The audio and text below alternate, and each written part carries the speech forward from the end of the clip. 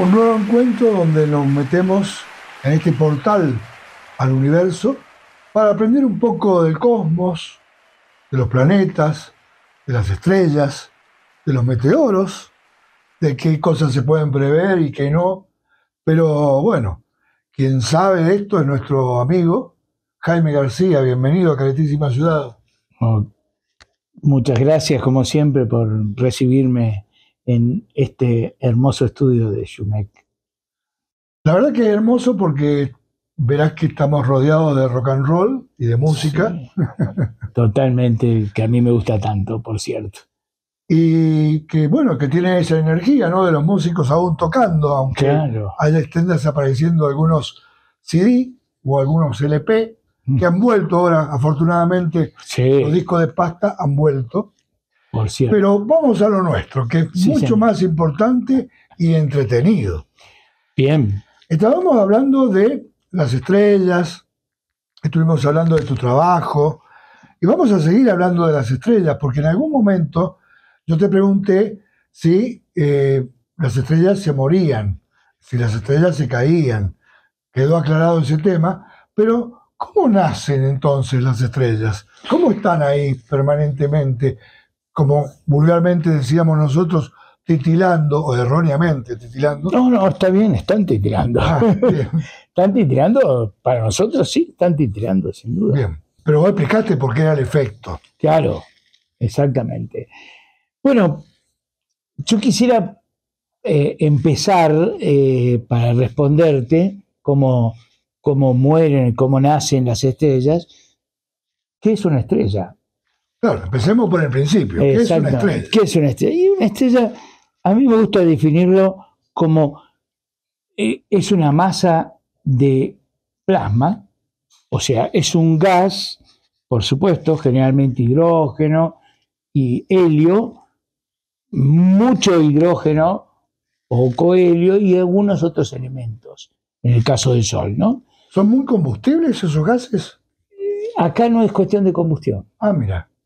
Porque las estrellas no tienen su brillo por una combustión, sino que en lo que ocurre en las estrellas es un proceso que se llama fusión nuclear, que es algo que estamos tratando de hacer los seres humanos actualmente, porque nosotros estamos acostumbrados desde hace mucho tiempo a hacer fisión nuclear, que es lo que hacen las bombas atómicas o lo que hacen las centrales nucleares que nos proveen energía, ¿no? No es nuestro caso.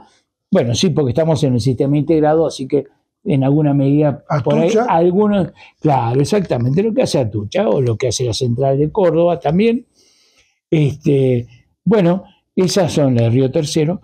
Ese proceso es lo que se hace es partir átomos, ¿verdad? Partir átomos, núcleos de átomos. En el caso de las estrellas hacen lo contrario, juntan átomos, por eso es fusión y no fisión. Núcleos de átomos los juntan para obtener un átomo más pesado, hidrógeno transformado en helio, y en ese cambio hay un sobrante de masa, entre la masa que tiene el hidrógeno y la masa que tiene el helio, hay una pequeña diferencia que es de un 7 por 1000. Eso se transforma en energía por la famosa ecuación de Einstein, E igual a mc cuadrado, ¿no? M, que es la masa. Está complicando la vida, Jaime. Ay, no. Es muy simple esto. Igual la fórmula está acá abajo, mira. E igual a mc cuadrado. Perfecto, ahí está. Esa fórmula, que la energía depende de la masa, es lo que dice Einstein, multiplicada por la velocidad de la luz al cuadrado, que es una constante. No me importa, digamos eso. Lo que sí me importa es que está involucrada la masa. Esa masa es la materia, que la diferencia entre una masa y la otra es lo que se transforma en energía, y esa es la energía que nos llega a nosotros. De alguna forma, por supuesto. ¿Cómo nos llega? ¿En qué forma? En luz. Por eso brillan. Exactamente. Y por eso brillan las estrellas. Pero eso se produce en el núcleo de la estrella. Y una estrella es una estrella cuando logra hacer eso, cuando logra detonar en su núcleo estas reacciones que se llaman termonucleares, ¿no? Cuando se produce eso, entonces nace la estrella. Hasta ese momento no era una estrella, que era un conjunto de gas, ¿sí?, que se junta. Por supuesto, ese gas va aumentando la temperatura porque se está juntando. ¿Por qué se junta? Por la gravedad, ¿no? La gravedad es la que cohesiona a ese gas. Ese gas cohesionado tiene, al estar confinado en un lugar, tiene presión, ¿no? Como todo, ¿no? Sí. Cuando uno mete gas, por ejemplo, la olla de presión, y que, bueno, uno le mete calor, aumenta la presión, ¿no? Claro. Bueno, acá la gravedad, el peso de ese gas ocasiona que aumente la presión y por lo tanto aumenta la temperatura. Bueno, y cuando aumenta la temperatura, en un momento hay 15 millones de grados. Esa temperatura... 15 millones de grados. Sí, esa es la temperatura necesaria para que se fusionen los átomos de hidrógeno y formen átomos de helio. Y ese es el proceso entonces que da lugar a la formación de la estrella. Y antes de que empiece a brillar, digamos que ahí nace la estrella, sí, es un objeto oscuro, digamos. Exactamente, se llaman glóbulos de Bock. Ajá. O protoestrellas. Miedo de preguntarte, ¿esos serán nebulosas? No. Sí, están dentro de las nebulosas. Exactamente, sí, señor. Ah, mira. Está perfecto lo que decís. O sea, dentro de las nebulosas están estas zonas de mayor densidad que juntan gas y otra cosa que es el polvo cósmico, que son, en lugar de ser gas, átomos de gas, son moléculas. Y esas moléculas mezcladas con el gas son lo que se va aglutinando. Al aglutinarse salen estos glóbulos de Bock, que así se llama por el que los descubrió. Pensó, claro, era Bart Bock, que era un astrónomo norteamericano, y bueno, y él justamente lo que son estos objetos, digamos, serían protoestrellas, o sea, lo previo a una estrella. Y estos se notan, se ven como cosas redonditas, oscuras, en las fotos de las nebulosas. Es decir, que todas esas nebulosas que vos nos has mostrado en algún momento, en el futuro serán estrellas. Exactamente. En realidad ya son estrellas, pero nosotros no las vemos en muchos de esos casos, ¿no? Todavía, porque en realidad están a miles de años luz y ese proceso lleva millones de años, pero puede ser que algunas que ya estaban ahí, esas manchitas negras, ya estén como estrellas, pero bueno, nosotros estamos tan lejos que todavía no las podemos ver como tales, ¿no? Pero bueno, una vez que detonó eso, la estrella, prácticamente lo que tienen las estrellas es casi soñado. Si lo pudiéramos hacer los seres humanos sería bárbaro. Porque a partir del momento en que detonan esas reacciones termonucleares, la estrella se transforma como en un adolescente. Pero vive como un adolescente hasta que se hace vieja de golpe. De golpe. O sea, imagínate, ¿no? Nacés y a la semana de nacer tenés 15 años. Y tenés 15 años durante de edad física, ¿no? Durante 80, y a los 80 de repente te pones viejo de golpe. Esa es más o menos... Es como terrible, te digo, ¿no? No, claro. Ser joven. Y durante 80 años sos joven y de repente un día envejeces de golpe. ¿Y por qué envejeces? Y porque se te acabó aquello que necesitabas para que se hicieran las transformaciones. Se te acaba el hidrógeno en las periferias del núcleo, en el núcleo donde se producen las transformaciones. Entonces, la estrella tiene que contraer ese núcleo. En realidad se contrae solo porque ahora ya es más denso. Hay un elemento más pesado que es el helio. Entonces, eso hace que se compacte más el núcleo y aumente la temperatura. Cuando aumenta la temperatura, ese helio se va a transformar en otras cosas. Normalmente llega a transformarse hasta el carbono, de la tabla periódica de los elementos, hasta el carbono y el oxígeno. Una estrella como el Sol, más allá no va, porque es una estrella más bien chica. ¿Se podría morir el Sol? Claro. Podría envejecer de golpe, digamos. Exacto, pero no ahora. Ajá. Ahora está como es como una persona de 40 años. Ajá. Está en la flor de la edad, podríamos decir. Claro. Los que somos más viejos, los 40 años los recordamos. Pero bueno, está como en la mitad de su periodo de vida, digamos de vida estable, ¿no? Está como en la mitad.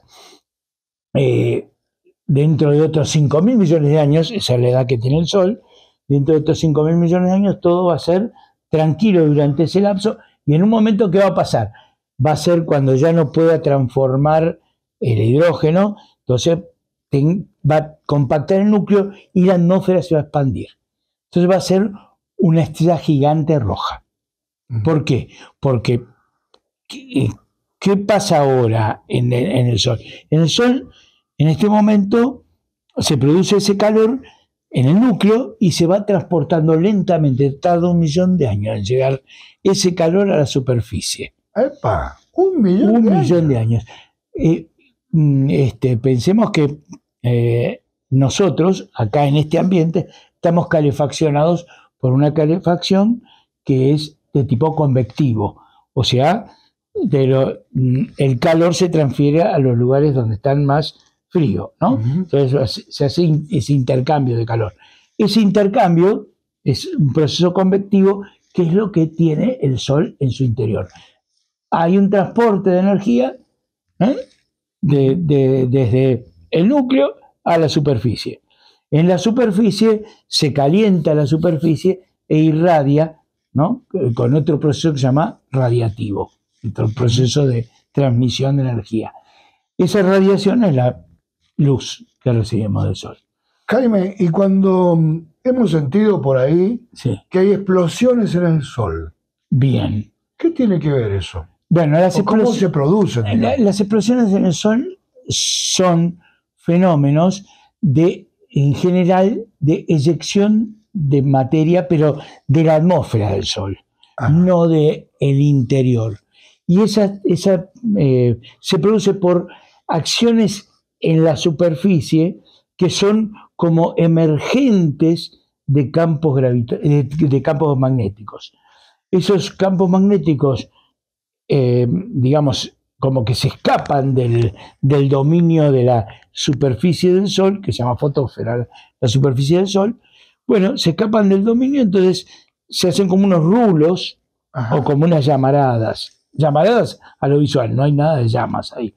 Pero ¿qué es? La materia que se escapa levemente de la superficie, pero empuja la materia que está alrededor, que viene a ser como la atmósfera del Sol, se llama corona.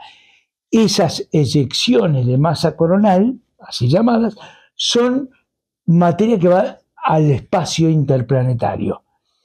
Y eso se llama clima espacial y es motivo de estudio. ¿Por qué? Porque cuando se producen estos fenómenos, se alteran las comunicaciones en la Tierra. Porque justamente estas eyecciones de masa coronal producen una reacción, son partículas que vienen, producen una reacción en el cinturón de Van Allen, que es algo que rodea la Tierra, y ese cinturón hace que se desvíen, digamos, partículas hacia la superficie de la Tierra, y esas partículas tocan, mueven, incomodan a lo que es la ionosfera. La ionosfera es la responsable de muchas transmisiones, sobre todo de onda corta. ¿Bien? ¿Esa es la única manera que podría afectar las comunicaciones o lo podría afectar? También hay otras. Puede afectar los satélites. ¿Por qué? Porque justamente los satélites son elementos electromagnéticos, o sea, transmiten ondas electromagnéticas, ¿no? Que son las ondas de radio o lo que fuere, o la luz, todo eso son ondas electromagnéticas. Y como estos son ondas electromagnéticas también que vienen y partículas cargadas, todo eso influye para modificar, y entonces al modificar a los satélites, el funcionamiento de los satélites, bueno, se puede perder la comunicación, ¿no? Eso ha pasado ya en por lo menos un par de oportunidades, ¿no? No hay otra manera que nos afecten estas explosiones. No, o sea, otra cosa que se ve relativa a esto son el incremento de las auroras boreales y las auroras australes, ¿no? Que son fenómenos visuales muy bonitos, son como telones de colores. Ajá.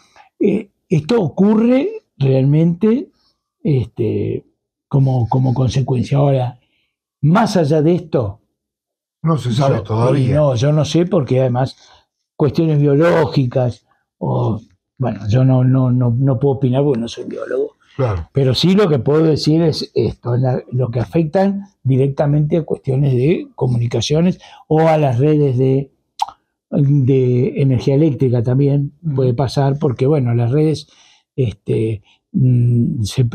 digamos, sobre todo las torres de alta tensión y todo eso, pueden verse influenciadas por las partículas, o también los controladores, porque casi todas estas redes están controladas, monitoreadas, ¿no? por ondas de radio, ¿no? Entonces, bueno, todo, al alterar el medio por donde se transmiten las ondas de radio, obviamente se pierde también eso. Así que ahí es otra cosa que puede verse afectada. Apagones, ¿no? Pueden producirse. De hecho, se han producido. Muy bien. Es decir, que la estrella madre sería el Sol y las otras estrellitas serían los hijitos del Sol. Bien, es una forma de verlo. pero en realidad las estrellas son todas independientes una de la otra. O sea, independientes. Hay una cierta dependencia porque, bueno, comparten espacios. Ya vamos a hablar en algún momento de lo que es la galaxia y dónde están las estrellas. Y bueno, y comparten gravitatoriamente, comparten ese universo, y por lo tanto hay interacciones entre ellas. Además hay visitas, a veces alguna viene de visita y puede provocar algunas cosas. En algún momento vamos a hablar también de eso. Es decir, que esa frase acuñada por Hollywood al universo y más allá no existe. No. Más allá del universo no se sabe.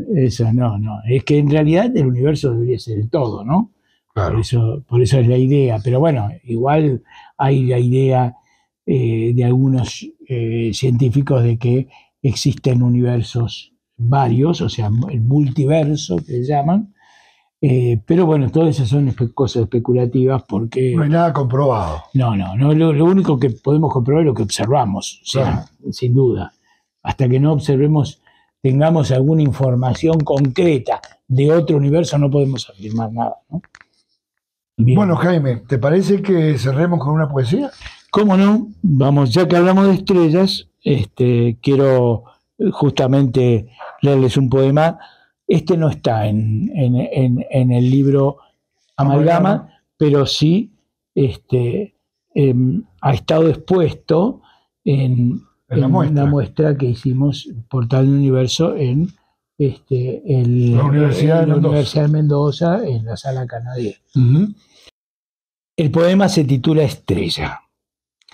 Enorme masa de gas, de electrones perdidos, de alta temperatura, que habitas el cosmos e iluminas noches y días. Hidrógenos que fusionan en física transmutación para volverse helio y prodigar tu energía en esa cadena continua. Presión y gravedad en delicado equilibrio, dominando tu juventud, manteniendo tu belleza hidrostática cuando estás solitaria. Y esa masa que te define, que señala tu camino a partir de ese origen nebuloso de gas y polvo cósmico en la profundidad galáctica. Brilla por siglos, con esa permanencia juvenil y perseverante hasta que agotes ese combustible y ese equilibrio. Inspírame para soñar con una vida larga y austera como la de aquellas estrellas enanas rojas. Qué buena síntesis, Jaime, ¿no? Porque has sintetizado esta poesía casi todo lo que has venido hablando de las estrellas, ¿no? Así es, sí. Bueno, es una cosa que me ocurre es poder amalgamar mi conocimiento científico con el arte poético, ¿no? Muchas gracias, Jaime. Hasta el próximo encuentro.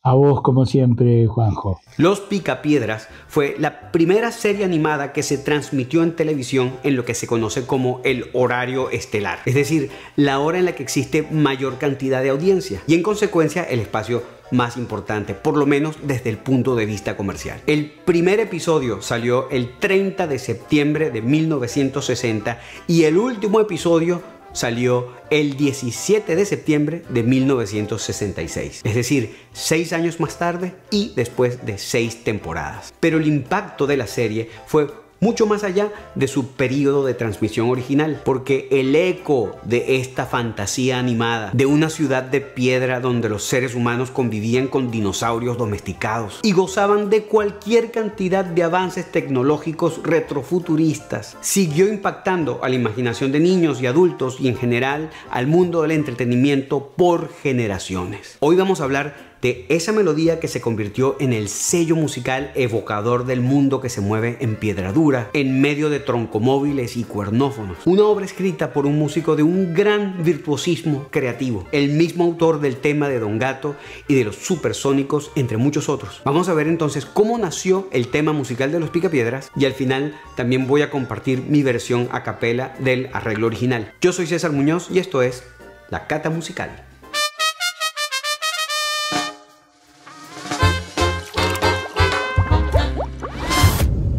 Flintstones, meet the Flintstones, they're the modern Stone Age family. Esa melodía tan reconocible, esencia de los Picapiedras, no fue la melodía que originalmente estaba destinada a identificar la serie. Su aparición fue relativamente tardía. Durante las 2 primeras temporadas sonaba otro tema llamado Rise and Shine, con un arreglo completamente instrumental que acompañaba a Pedro Picapiedra desde que salía del trabajo, pasando a buscar la ropa en la tintorería y hasta llegar a la casa, donde después de saludar a su esposa Vilma y a su mascota Dino, finalmente se echa a ver la televisión. Ese tema sonaba así.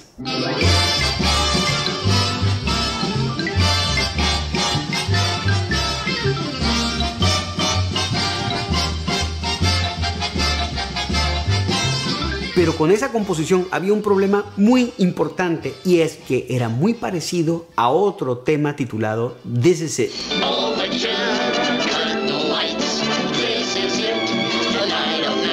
Nada más y nada menos que el tema de clausura del show de Bugs Bunny que estaba al aire también en ese mismo momento. Igual Rise and Shine se utilizó durante 2 temporadas y en 1962 sacaron un disco de 78 revoluciones titulado Songs of the Flintstones, es decir, canciones de los Picapiedras, que por un lado tenía la canción principal en ese momento, Rise and Shine, y por el otro estaba el debut comercial de la canción que hoy todos conocemos.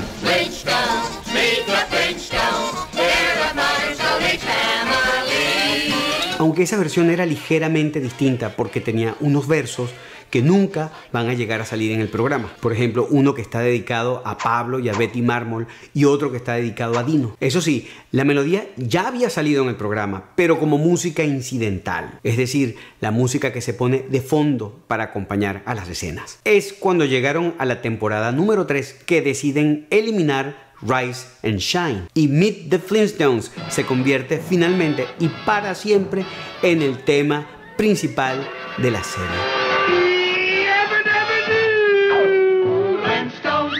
En un episodio titulado Pablo el Invisible, donde a Pablo Mármol le da un ataque de hipo y Pedro Picapiedra, que había estado tratando de inventar un nuevo refresco, decide darle a probar un poco de su invento para ver si con eso se le quitaba. Pero resulta que su invento había resultado en una poción mágica de invisibilidad. El caso es que para el estreno de esta historia se juntó a un big band de 22 músicos junto a un grupo de cantantes llamado The Randy Van Horn Singers, una agrupación cuya especialidad era cantar en grabaciones de estudio, y los contrataron para que cantaran la canción de los Picapiedras, así como la de Don Gato, los Supersónicos y la del show de Huckleberry Hound, entre muchas otras. Y toda esta música va a estar compuesta por una sola persona, un hombre que, aunque lo estés escuchando por primera vez, puede fácilmente ser uno de tus músicos favoritos, el maestro Hoyt Curtin. Claro, y ahora, después de tantos años, y cuando el tema es tan conocido, uno se pregunta, ¿de dónde lo sacó? ¿Cómo se inspiró el compositor para crear esta melodía? Para crearlo, hizo lo que hace mucha gente inteligente. Se apoyó en los hombros de los gigantes. Porque esa melodía está inspirada en la segunda parte de una sonata para piano de Beethoven titulada La Tempestad, y que dice así.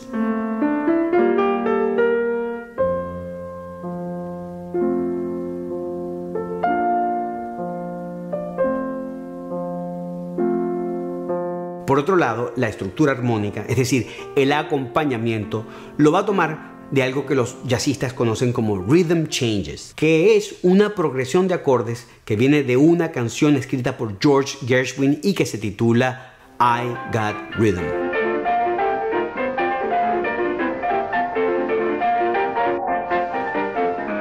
Entonces, el maestro Hoyt Curtin tomó la inspiración melódica de Beethoven y la inspiración armónica de Gershwin para crear lo que hoy conocemos como el tema de los Picapiedras.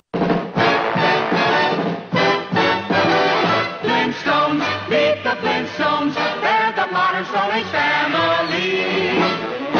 Desde que yo era niño, a mí me encantaba cantar no solamente la melodía, sino lo que hacen los instrumentos que van acompañando, como el bajo y la sección de metales. Y por eso quise hacer esta versión cantando el arreglo vocal y el arreglo de los instrumentos. Así que esta es mi versión a capela del tema de los Picapiedras.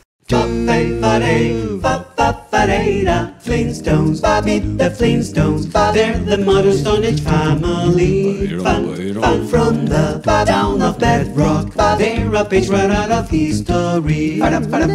Someday, maybe Fred will win the fight, and that cat will stay up for the night. When you're with the Flintstones, a-yabba-dabba-doo time, a-yabba-doo time, we'll have a great old time.